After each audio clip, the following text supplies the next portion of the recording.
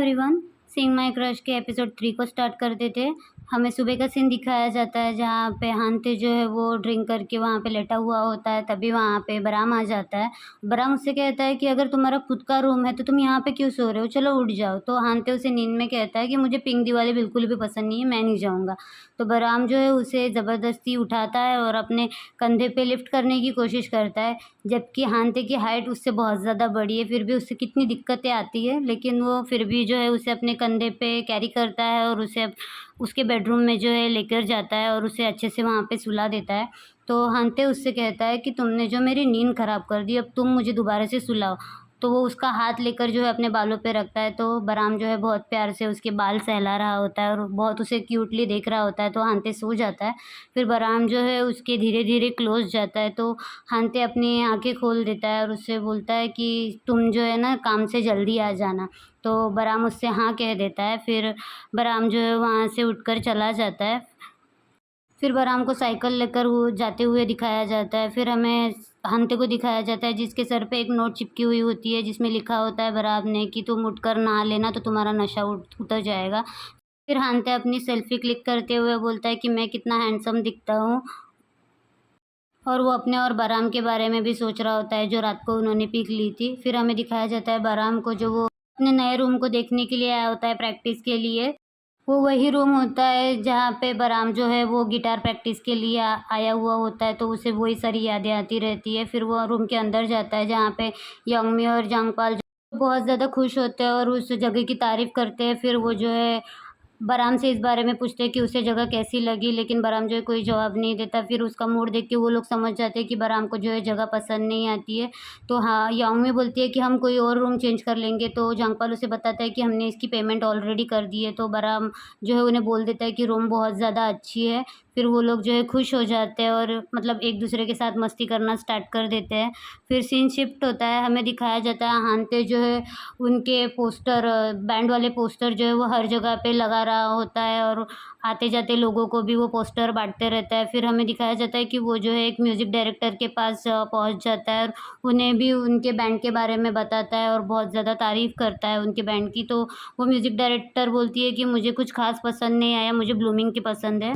तो हांते उसे कन्विंस करता है कि एक बार इनको भी सुन लो, आपको बहुत ज़्यादा पसंद आएगी। तो वो बोलती है अगर तुम्हें डांस वगैरह आता होगा तो मुझे बता देना इस बारे में। तो हांते उनको थोड़ा-सा डांस भी करके दिखाता है। फिर सीन जो है शिफ्ट हो जाता है जहाँ हांते को खाना खाते हुए दिखाया जाता है। तभी जो है वहाँ पे बराम आ जाता है और हांते जो है उसे अपने साथ खाने के लिए बुलाता है ज़बरदस्ती। उसे बैठा देता है कि तुम्हारा फ़ेवरेट फूड है तो मेरे साथ आकर बैठो और खाओ इसे। तो बराम जो है उसके बाजू में आके बैठ जाता है। तो हांते उसे खाना खिलाता है। उसका अपसेट मूड देख के वो बोलता है कुछ हुआ है क्या? तुम रूम देखने के लिए गए थे, सब कुछ ठीक है? तो बराम उससे बोलता है कि हाँ ठीक है। फिर वो और ज़्यादा खाना लेने के लिए चला जाता है।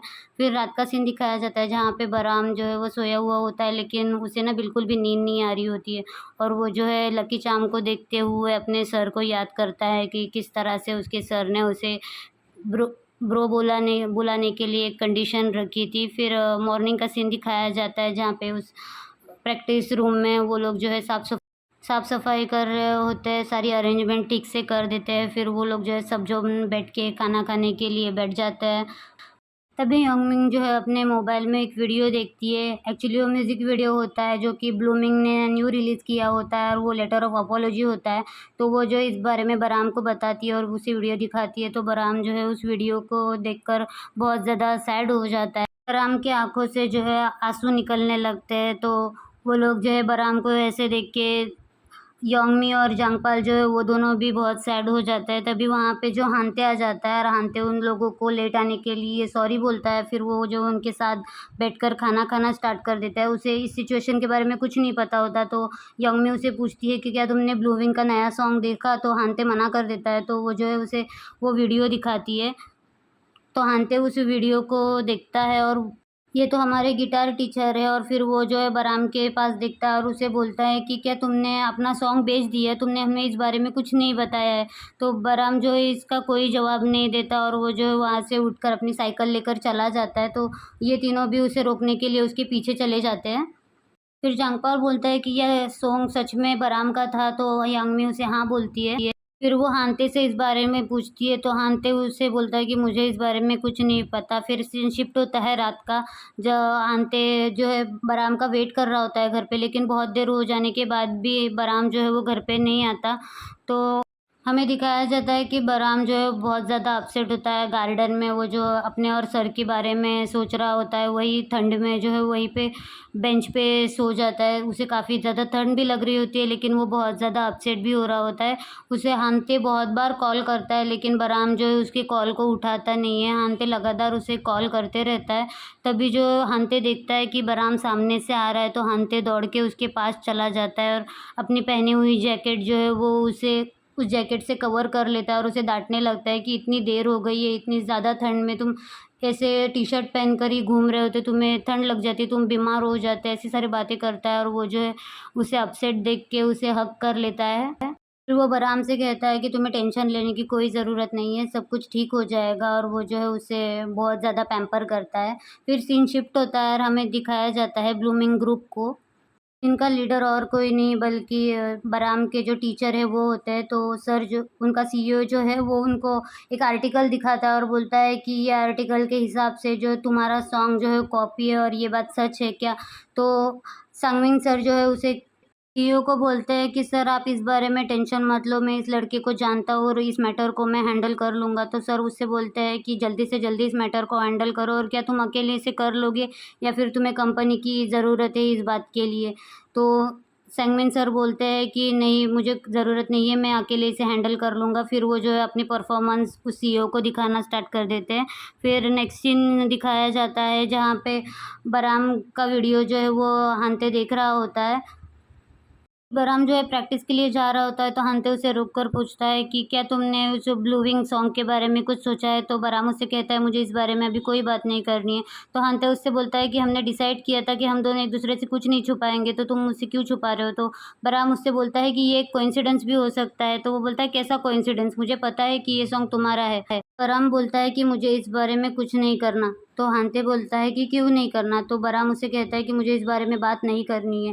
तो हांते उसे मेडिसिन देते हुए बोलता है कि तुम्हें कोल्ड था, तुम दवाई ले लो। फिर बरहम उसे बोलता है कि मैं रात को जल्दी आ जाऊँगा, और वो बाय बोल के चला जाता है। फिर सीन शिफ्ट होता है क्लब का, जहाँ पे बरहम जो है वो गाने के लिए खड़ा होता है। तभी हांते उसके पास आके उसका फ़ीवर चेक करते हुए बोलता है कि तुम्हें बुखार है, अभी गाना मत गाओ। तो बरहम उसे कहता है नहीं, मैं ठीक हूँ और मैं आज परफ़ॉर्मेंस करना चाहता हूँ। फिर वो माइक में बोलता है कि आज मैं किसी की फ़रमाइश पे गाना गाऊँगा, तो आपको कौन-सा गाना सुनना है तो मुझे बता दीजिए। तभी ऑडियंस में से एक स्ट्रेंजर जो है उसे बोल देता है कि मेरे लिए तुम ब्लू विन का जो है लेटर ऑफ अपोलॉजी गाना गाओ।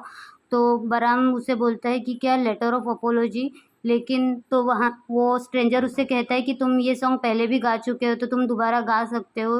तो ये बात सुन के जो है बरहम की तबीयत बहुत ज़्यादा ख़राब होने लगती है और वो जो है बेहोश हो जाता है। तो यूमिन और जांगपाल जो है उसे पकड़ने के लिए आते हैं, तो हांते भी वहाँ पे आ जाता है उसे सँभालने के लिए। फिर हांते और वो लोग जो है उसे रूम के बाहर लेकर आते हैं, तभी वही स्ट्रेंजर आदमी को दिखाया जाता है।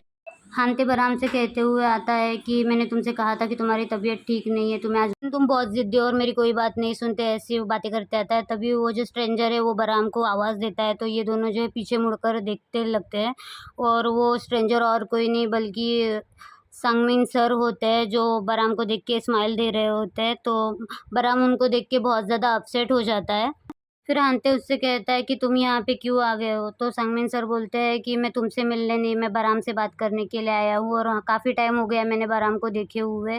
ऐसी बातें वो करते रहता है। तो हांते बोलता है कि तुम इसीलिए मिलने आए हो क्योंकि तुमने उसका सॉन्ग कॉपी किया है। तो बरहम जो है उसे चुप रहने के लिए बोलता है।